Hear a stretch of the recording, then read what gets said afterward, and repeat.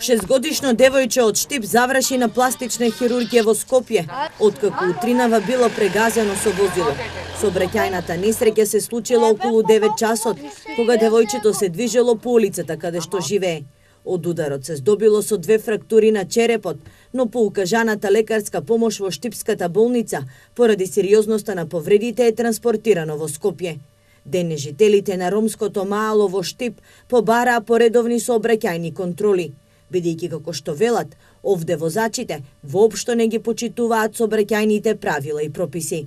Бога ми лично ви кажам право. Раскрсница многу се брзо возе, полиција нема, тоа е чудо ви кажам право. Не брзо возат. Тешка сообраќајна незгода се случи во Кочани.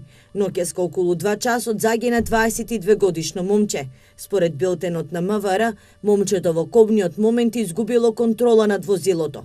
Прво удрил во дрво, а потоа во метален знак и се превратил. Со тешки телесни повреди бил пренесен во Кочанската болница, каде што за жал лекарите констатирале смрт.